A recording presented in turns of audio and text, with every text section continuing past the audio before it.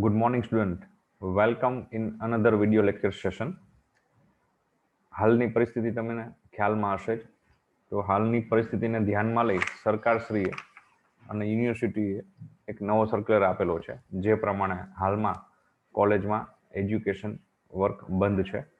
તો તે ધ્યાનમાં લઈ અને યુનિવર્સિટીના પરિપત્ર મુજબ ફરી વખત તમારું ઓનલાઈન ટીચિંગ શરૂ કરવાની સૂચના છે, જે અનુસંધાને આપણે ફરી વખત આ વર્ચ્યુઅલ એપ થ્રુ આપણે મળી રહ્યા છીએ. My self Rakesh Dangi. Semester 1માં તમે ફિનાન્શિયલ એકાઉન્ટિંગ 1 શીખેલા છો. તો હવે સેમેસ્ટર 2માં financial accounting 2 for BCom semester 2 આપણે શરૂ કરવા જઈ રહ્યા છીએ. સ્ક્રીન ઉપર તમે જોઈ શકો છો તમારી બુક પ્રમાણે જે પહેલું ચેપ્ટર છે, conversion of a partnership firm into a company, એટલે કે ભાગીદારી પેઢીનું કંપનીમાં રૂપાંતર એવું કહી શકાય.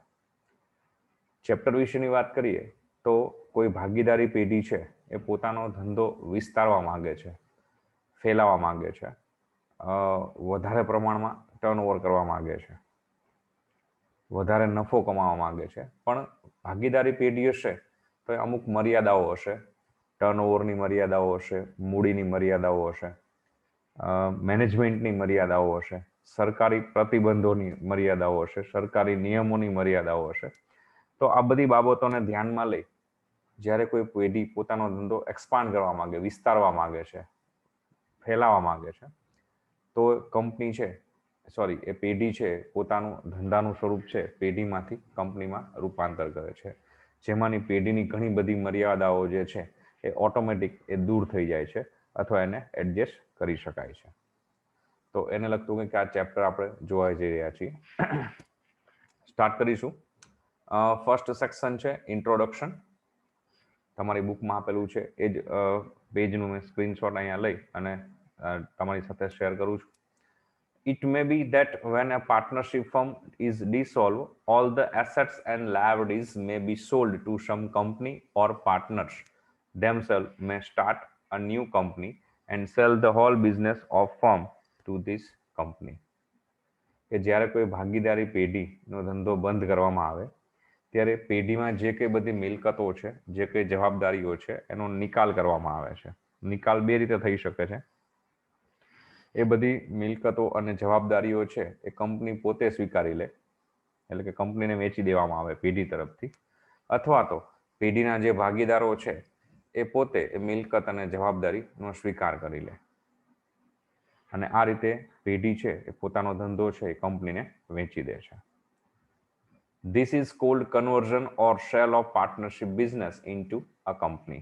અને આ જે સ્વરૂપ છે, આ જે વ્યવસ્થા છે, એને આપણે ભાગીદારી પેઢીનું કંપનીમાં રૂપાંતર એવું કહી શકીએ. In partnership firm there are restriction on number of partners. કે ભાગીદારી પેઢી છે ત્યાં ભાગીદારોની સંખ્યા ઉપર મર્યાદાઓ છે. Moreover, the liability of the partners is unlimited. એથી વધારે કે પેઢીમાં જોઈએ તો પેઢીમાં ભાગીદારોની જે જવાબદારી છે એ અમર્યાદિત છે, એટલે કે કોઈ પેઢી બંધ થાય અને પેઢીની જવાબદારી ચૂકવવાની બાકી હોય તો ભાગીદારોને પોતાની અંગત મિલકતમાંથી પણ એ પેઢીની જવાબદારીઓ ચૂકવવી પડે છે. Beside, there are certain limitations beyond which partner cannot bring additional capital. આ ઉપરાંત જે પેઢીમાં ભાગીદારો છે એ અમુક ચોક્કસ મર્યાદાઓને આધીન પોતાની મૂડીનું રોકાણ પેઢીમાં કરી શકે છે. એટલે કે અમુક લિમિટથી વધારે રકમની મૂડી એ પેઢીમાં રોકી શકતા નથી અથવા લાવી શકતા નથી. So in order to expand the business of partnership firm, it is converted into a limited company. તો આ જે બધી બાબતો છે એ ધ્યાનમાં લઈ અને જો કોઈ પેઢી પોતાનો ધંધો એક્સપાન્ડ એટલે કે વિસ્તારવા માંગતી હોય, ફેલાવવા માંગતી હોય, તો ભાગીદારી પેઢીનું એ લોકો કંપનીમાં રૂપાંતર કરે છે. સેકન્ડ છે meaning of conversion or cell of a partnership firm into a company. એનો અર્થઘટન શું થશે? When the partners want to expand business or avail of the benefit of a limited liability, they would convert the partnership firm into a company. કે જ્યારે ભાગીદારો એવું ઈચ્છે કે પોતાના ધંધાનું વિસ્તરણ થાય, પોતાનો ધંધો ફેલાય, વધુ મોટો ધંધો બને અને જવાબદારીઓની મર્યાદાઓ, મતલબ કે લિમિટેડ જવાબદારીમાં એ લોકો વધુ ધંધો કરી શકે અથવા વધુ ધંધો કરવો છે. સોરી. તો એ સિચ્યુએશનમાં ભાગીદારી પેઢીનું કંપનીમાં રૂપાંતર કરવામાં આવે છે. Sometime the business may be sold to an existing limited company. તો આ સિચ્યુએશનમાં કેટલીક વખત એવું બને કે જે ભાગીદારી પેઢી છે એનો ધંધો કોઈ વર્તમાન જે કંપની છે, જે કંપનીની સ્થાપના પણ થઈ ગઈ છે, એવી કંપનીને જે ધંધો વેચી દેવામાં આવે. In such a case the book of the firm are close as the firm is dissolve.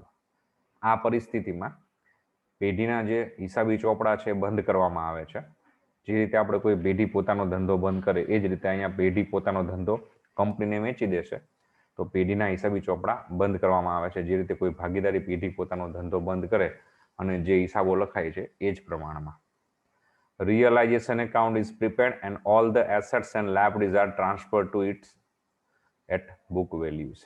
એ માટે પેઢીના ચોપડામાં માલ મિલકત નિકાલ ખાતું ખોલવામાં આવશે, તૈયાર કરવામાં આવશે, જેમાં પેઢીની બધી જ મિલકતો અને બધી જ જવાબદારીઓ એ ચોપડા કિંમતે ટ્રાન્સફર એટલે કે ફેરબદલ કરવામાં આવશે. The only difference between ordinary dissolution and sale of conversion is that the sale of individual assets or payment of individual liabilities are not to be recorded in the realization account. જ્યારે કોઈ પેઢી બંધ કરવામાં આવે ભાગીદારી પેઢીના કાયદાને આધીન અને કોઈ પેઢીનું કંપનીમાં રૂપાંતર કરવામાં આવે, આ બંનેના હિસાબો વચ્ચે તફાવત માત્ર એટલો છે, sale of individual assets or payment of individual liabilities are not to be recorded in the realization account. કે જ્યારે પેઢીનું કંપનીમાં રૂપાંતર થાય ત્યારે કોઈ વ્યક્તિગત મિલકત કે જવાબદારી ચૂકવવાનું થાય તો એની કોઈ હિસાબી નોંધ માલ મિલકત નિકાલ ખાતામાં કરવામાં આવતી નથી. જો પેઢીનું ખરેખર ડિસોલ્યુશન થતું હોય તો એની નોંધ પણ પેઢીના હિસાબી ચોપડામાં થાય છે, પણ જ્યારે પેઢીનું કંપનીમાં રૂપાંતર થતું હોય ત્યારે આવા કોઈ વ્યક્તિગત વ્યવહારોની હિસાબી નોંધ માલ મિલકત નિકાલ ખાતામાં થશે નહીં. As the whole of the business is taken over by the company, only the total sales price is credited to realization account. કે અહીંયા પેઢીનો પૂરેપૂરો ધંધો છે એ કંપની ખરીદી લે છે, સ્વીકારી લે છે, એટલે માલ મિલકત નિકાલ ખાતામાં ફક્ત પેઢીની વેચાણ કિંમતની જ નોંધ થાય છે. In consideration of sales price, the purchasing company will pay its own share or debenture or cash. જ્યારે પેઢીનો ધંધો કંપનીને વેચવામાં આવે છે ત્યારે ખરીદ કિંમતના બદલામાં, એટલે કે કંપની ધંધો ખરીદે છે તો એ ખરીદ કિંમતના બદલામાં અને પેઢી પોતાનો ધંધો વેચે છે તો એને વેચાણ કિંમતના બદલામાં કંપની પોતાના શેર અને ડિબેન્ચર અને cash as a purchase price એટલે ખરીદ કિંમત તરીકે ચૂકવે છે. નંબર 3 છે કેલ્ક્યુલેટિંગ ધ પરચેસ કન્સિડરેશન. ખરીદ કિંમતની ગણતરી કઈ રીતે થશે કે પેઢી પોતાનો ધંધો વેચે છે કંપનીને તો કંપની એ ધંધો ખરીદે છે તો એ ખરીદ કિંમતની ગણતરી કઈ રીતે થશે? The purchase consideration is the price that the purchasing company agree to pay for taking over the business of the firm. Purchase consideration એટલે ખરીદ કિંમતનો અવેજ કે ખરીદ કિંમતનો બદલો કે ખરીદ કિંમત એ એવી કિંમત છે કે જે કિંમતે કંપની એ ધંધો ખરીદી લેવા માટે સહમત થાય છે અને પેઢી પોતાનો ધંધો વેચી દેવા માટે સહમત થાય છે. Even when a firm is converted into limited company, legally it amount to selling business by the firm to a company and the purchase consideration has to be determined. કદાચ પેઢી છે એ પેઢી પોતે જ કંપનીમાં રૂપાંતર થતી હોય તો એવી સિચ્યુએશનમાં પણ પેઢી કઈ કિંમતે કંપની ધંધો ખરીદી લે છે, એટલે કે પેઢી કઈ કિંમતે પોતાનો ધંધો વેચવા તૈયાર છે, કંપની કઈ કિંમતે ધંધો ખરીદવા માટે તૈયાર છે, એ નક્કી કરવું જરૂરી છે. Purchase consideration is found out by any of the following two method. ખરીદ કિંમત છે એ નીચેનામાંથી કોઈ બેમાંથી કોઈ એક પદ્ધતિએ નક્કી કરવામાં આવે છે. નંબર એ નેટ એસેટ્સ મેથડ એટલે કે ચોખ્ખી મિલકતની પદ્ધતિ. The price at which various assets and liabilities are taken over are given in the problems. તો નેટ એસેટ્સ મેથડ એટલે એવી પદ્ધતિ કે જેમાં પેઢીની કઈ કઈ મિલકતો અને કઈ કઈ જવાબદારીઓ કંપની કઈ કિંમતે ખરીદી લેવા માટે તૈયાર છે, સહમત છે, એ ક્વેશ્ચનમાં તમને આપી દીધેલું હશે. The amount to be paid for goodwill of the firm, if any, is also given. કે પેઢીની કોઈ પાઘડીનું મૂલ્યાંકન પણ થતું હશે, એટલે પાઘડીની વેલ્યુ પણ હશે, તો એ પણ તમને ક્વેશ્ચનમાં આપી દીધેલી હશે. In such a case, the net assets is ascertained by deducting total liabilities taken over from total assets taken over at new values. તો આ પરિસ્થિતિમાં પેઢીની ખરીદ કિંમતની ગણતરી ચોખ્ખી મિલકતને આધારે થશે. એટલે કે પેઢીની જે મિલકતો કંપની સ્વીકારે છે એ મિલકતોના ટોટલમાંથી પેઢીની જે જવાબદારીઓ કંપનીએ સ્વીકારેલી છે એ મિલકતમાંથી જવાબદારીઓ બાદ કરવામાં આવશે, એટલે કે ચોખ્ખી મિલકત મળશે. અને એ જે ચોખ્ખી મિલકત આવશે એ પેઢીની ખરીદ કિંમત ગણાશે. The net assets thus arrived at this is the purchase consideration. અને જે ચોખ્ખી મિલકત આવશે એ ખરીદ કિંમત ગણાશે. તો આપણે નેટ એસેટ્સ મેથડથી જ્યારે પરચેસ પ્રાઇસ ડિસાઇડ કરીએ ત્યારે કઈ કઈ બાબતો ધ્યાનમાં રાખવાની છે અહીં નોટ્સમાં આપેલું છે. નંબર 1 માં છે goodwill does not appear in the books of the firm but the company has agreed to pay. અહીંયા એક્ઝામ્પલનો આન્સર આપ્યો છે ₹10,000 for goodwill, hence it must be included in the total assets. કે પેઢીના ચોપડામાં ગુડવિલની વેલ્યુ આપેલી હોય તો એ ધ્યાનમાં નહીં લેવાય, પણ નીચે સૂચના આપેલી હોય કે પેઢીની ગુડવિલ, પેઢીની પાઘડીની નવી કિંમત 100% ધ્યાનમાં લેવાની છે, તો એ નવી કિંમત તમારે મિલકત તરીકે ધ્યાનમાં લેવી પડશે. નંબર 2 છે the fictitious assets like debit balance of profit and loss account, advertisement suspense account, etc. should not be included in the total assets. જ્યારે પેઢીની મિલકતોની ગણતરી કરવામાં આવે ત્યારે પેઢીના ચોપડે કોઈ અવાસ્તવિક મિલકતો આપેલી હોય, જેમ કે નફા નુકસાન ખાતાની ઉધાર બાકી, જાહેરાત ઉપલક ખાતું વગેરે, તો એ અવાસ્તવિક મિલકતો ધ્યાનમાં લેવાની નથી. Number 3, only the new value agreed upon must be considered in the ascertaining net assets. જે મિલકતો પેઢી સ્વીકારે છે એ નવી કિંમત ધ્યાનમાં લેવાશે. Number 4, if any fixed assets is to be taken over by the company at book value and the depreciation fund is also given in the firm's book, then the same must be deducted from the book value. પેઢીની કોઈ કાયમી મિલકત છે એ company ચોપડા કિંમતે સ્વીકારતી હોય અને એ જ મિલકતને જો ઘસારા ભંડોળ આપેલું હોય તો એ મિલકતની કિંમત જ્યારે નક્કી કરવામાં આવે, ગણવામાં આવે, ત્યારે ઘસારા ભંડોળ છે એ મિલકતની કિંમતમાંથી બાદ કરવામાં આવશે. But depreciation fund should not be deducted if the new value of the same asset is agreed upon. પણ જો જે તે મિલકતની નવી કિંમત આપેલી હોય તો એ મિલકતનું ઘસારા ભંડોળ આપેલું હોય તો પણ ધ્યાનમાં લેવાશે નહીં.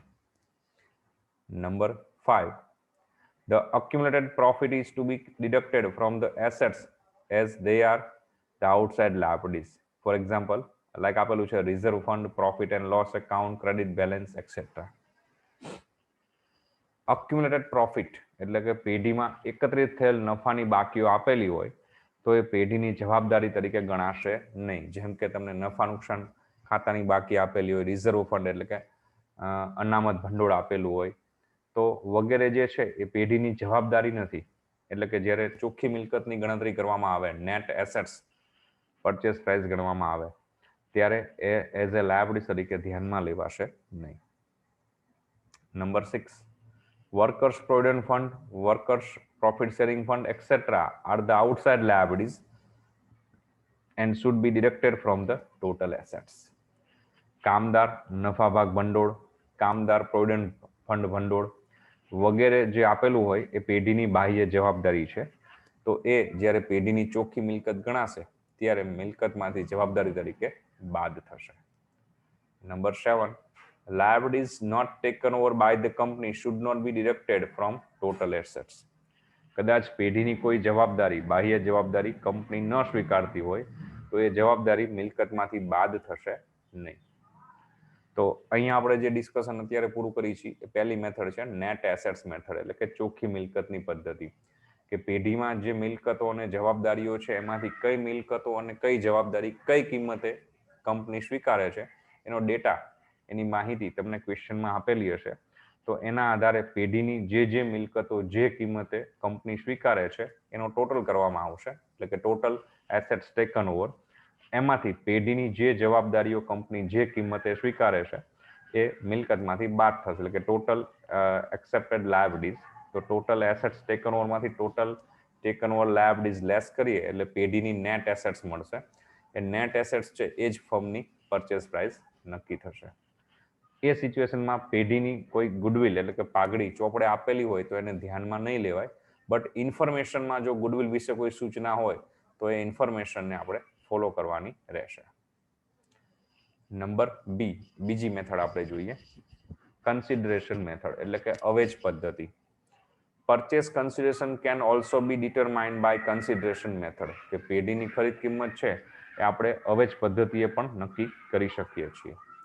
When the problem clearly states that certain number of shares, debenture and specific amount of cash is to be given in satisfaction of purchase consideration, the total of these shares, debenture and cash would be give us the purchase price. કે ક્વેશ્ચનમાં દાખલામાં સ્પષ્ટ જણાવેલું જ હોય કે પેઢીની ખરીદ કિંમત પેટે કંપની કેટલી કિંમતના શેર, કેટલી કિંમતના ડિબેન્ચર, કેટલી રકમ કેશથી ચૂકવે છે. મતલબ પેઢીને કંપનીએ ખરીદ કિંમતના બદલામાં જે અવેજ ચૂકવેલો છે એ અવેજની દરેકની સ્પષ્ટ કિંમત આપેલી હોય કે 100 એમાઉન્ટના શેર, 100 એમાઉન્ટના debenture and 100 amount in cash, એટલે કે કેટલી કિંમતના ઇક્વિટી શેર, કેટલી કિંમતના ડિબેન્ચર અને કેટલી કિંમત પેઢીને રોકડેથી ચૂકવવામાં આવે છે એ સ્પષ્ટ ક્વેશ્ચનમાં આપેલું હોય તો એ સિચ્યુએશનમાં ફર્મની જે પરચેસ પ્રાઇસ છે એ કન્સિડરેશન મેથડથી નક્કી કરવામાં આવશે. ઓકે, અગત્યનો પોઈન્ટ છે distribution of shares and debenture. તો આપણે અગાઉ થિયરીમાં જોઈ ગયા હમણાં કે જ્યારે કોઈ કંપની છે એ ફર્મનો બિઝનેસ ટેક ઓવર કરે તો as a purchase price company ફર્મને બધી જ એમાઉન્ટ બાય કેશ નથી આપતી, પણ પાર્ટ ઓફ એમાઉન્ટ કેશથી, part of amount in form of equity share and part of amount in form of debenture આપે છે.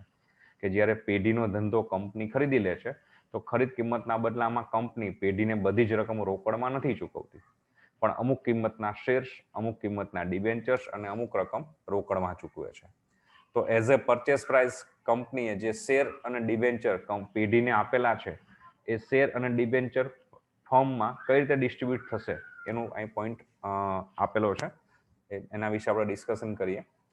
Purchasing company generally does not pay the whole of purchase price in cash, but issues its shares and debenture and only a small amount is paid in cash.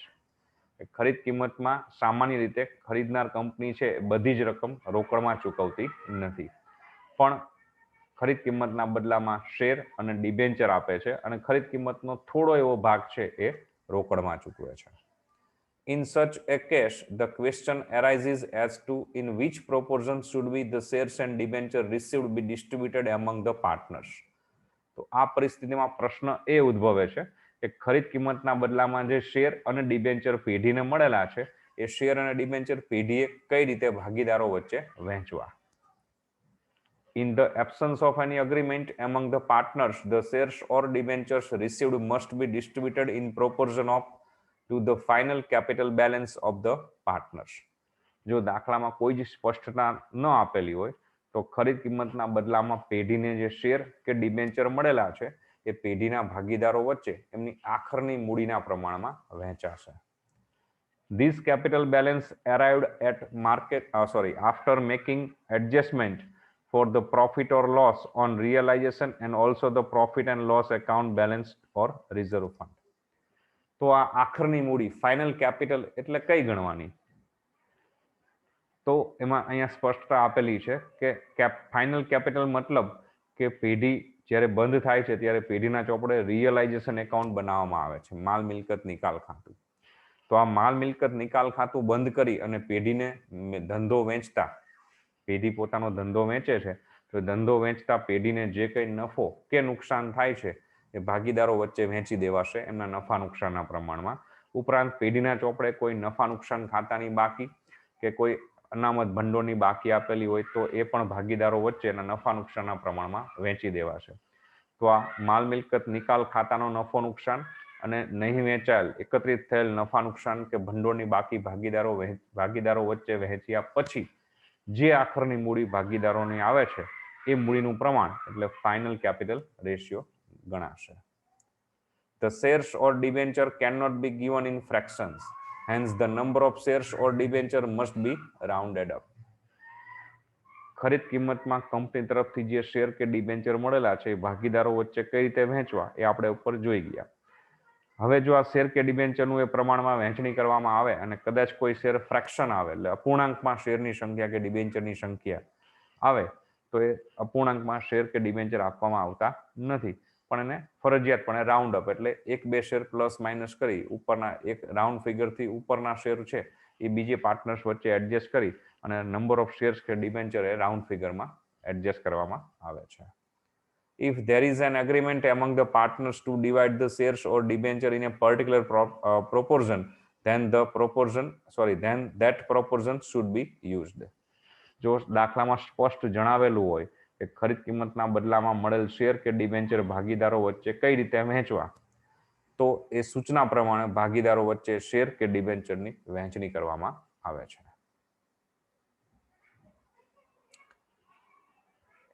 પછી છે entries to be made on sale or conversion of business, કે અહીંયા પેઢી છે એ પોતાનો ધંધો કંપનીને વેચે છે અથવા પેઢી પોતાના ધંધાનું કંપનીમાં રૂપાંતર કરે છે. તો એ સિચ્યુએશનમાં પેઢીના ચોપડામાં કઈ આમ નોંધો લખાશે એ આપેલું છે. તો એમાં 3 કોલમ તમે જોઈ શકો છો.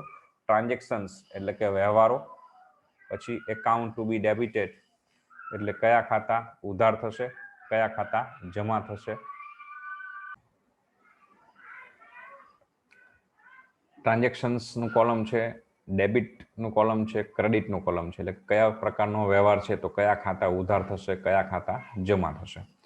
જોઈએ આપણે તો નંબર 1 છે closing the assets account if the purchasing company purchase the whole business including cash then for closing cash account.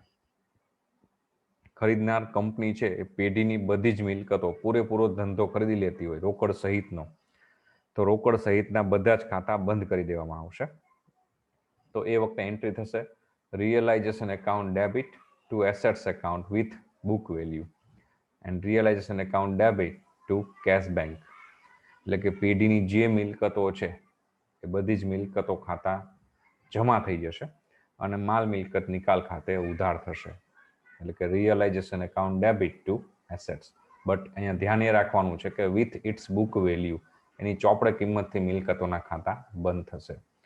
સાથે પેઢીની રોકડ સિલક પણ જો કંપની સ્વીકારી લેતી હોય તો રોકડ ખાતું પણ બંધ કરી અને માલ મિલકત નિકાલ ખાતે લઈ જવાશે, એટલે કે એની એન્ટ્રી પણ એ જ રીતે થશે realisation account debit to cash bank. Second transaction છે ક્લોઝિંગ લાયબિલિટીઝ એકાઉન્ટ. હવે જવાબદારીના ખાતા બંધ કરીશું. તો જનરલી લાયબિલિટીઝ ક્રેડિટ હોય એના એકાઉન્ટ ક્લોઝ કરીશું તો liabilities account debit to realisation account.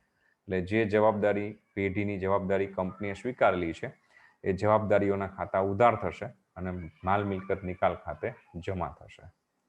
Number 3 closing reserve fund. તો રિઝર્વ ફંડ અનામત ભંડોળ ખાતું બંધ કરીશું.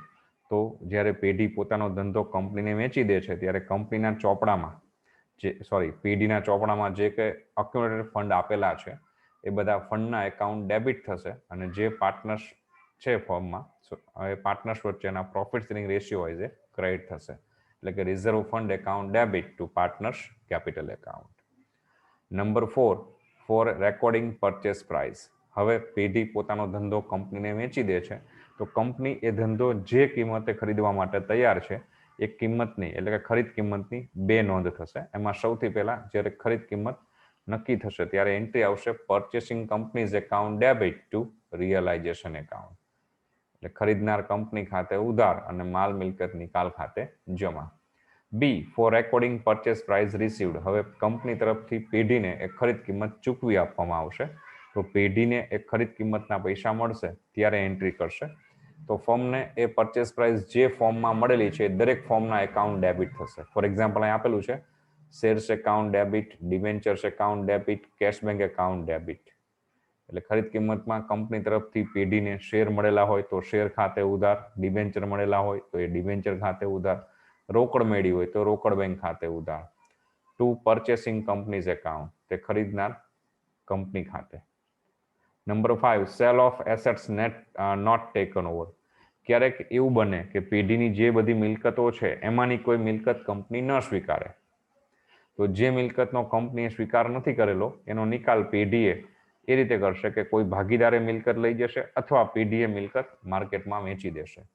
તો જો એ મિલકત પેઢી માર્કેટમાં વેચી દેશે તો એની એન્ટ્રી આવશે cash bank account debit to realisation account.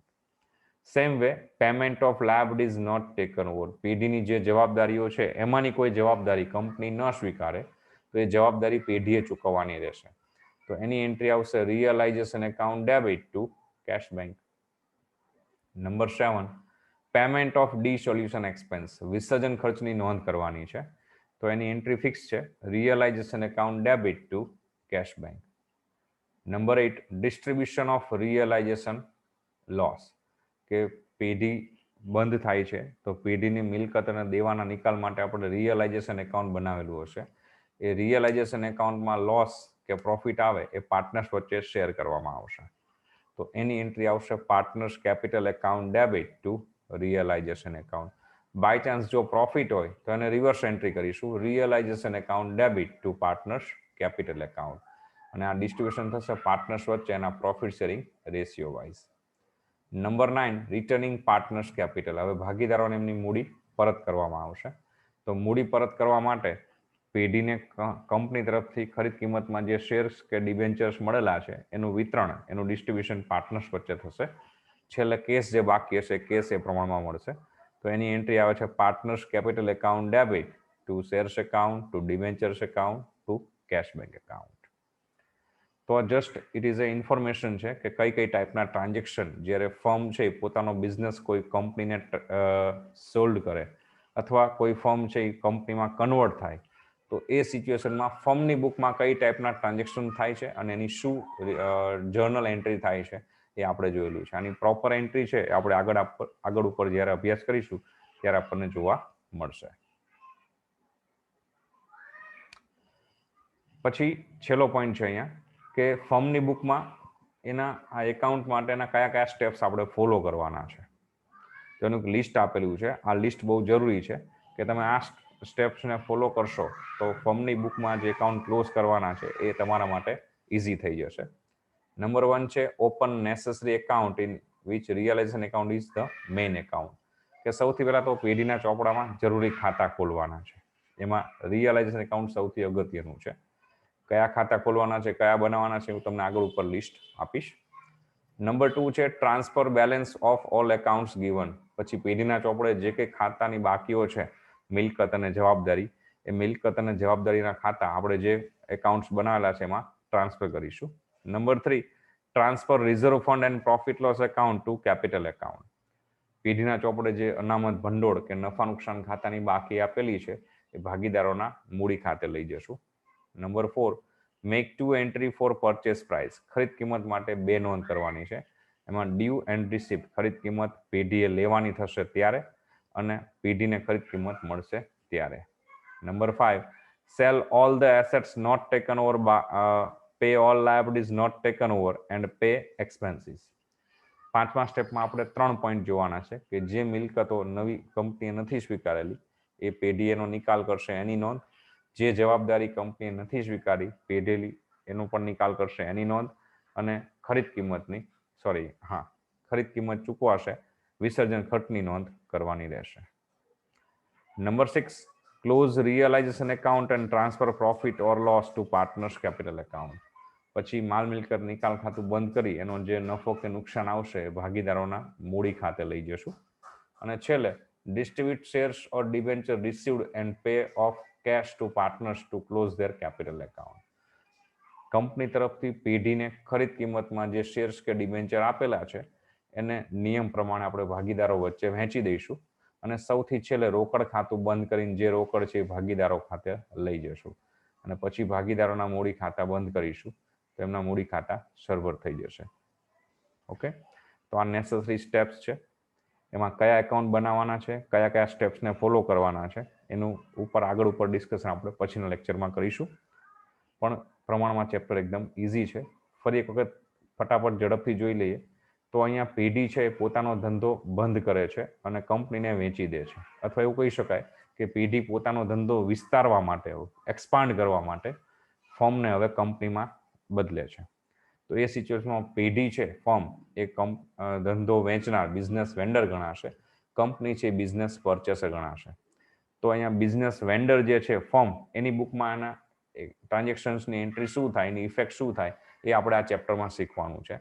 Similarly same point પણ ઓપોઝિટ એંગલ, એટલે કે કંપનીના એંગલથી આ જ વ્યવહારોની શું નોંધ થાય એ આના પછીના ચેપ્ટરમાં આપણે શીખવાનું છે.